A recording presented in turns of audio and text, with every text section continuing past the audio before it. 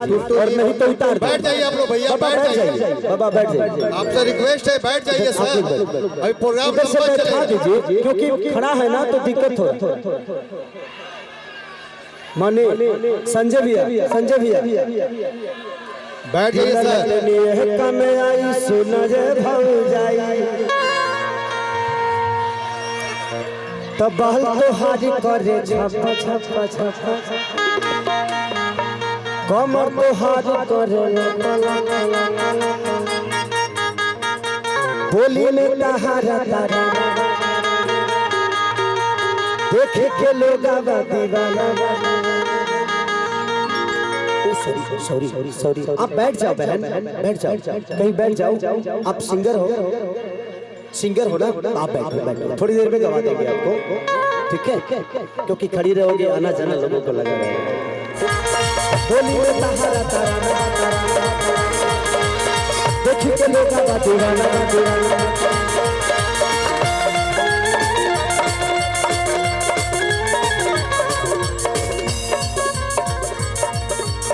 बाल तोहार करे कमर तोहार करे बोली में तहारा तारा देखी के लोग लागे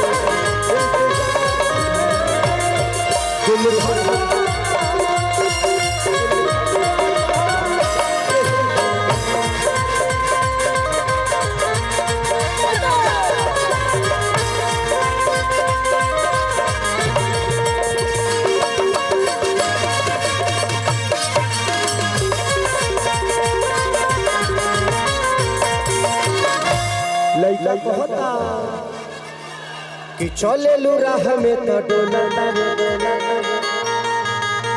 यही से दिल हमार बोला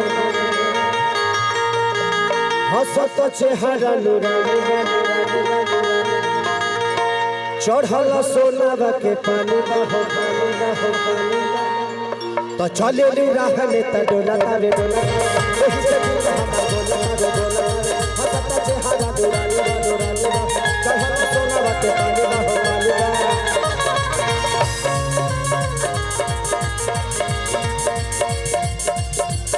बेंजू मास्टर फेल होता रहो चले लू राह में तड़ोला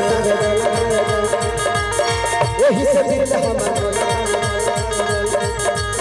हंसता चेहरा मेरा चढ़ल सोना बाके पानी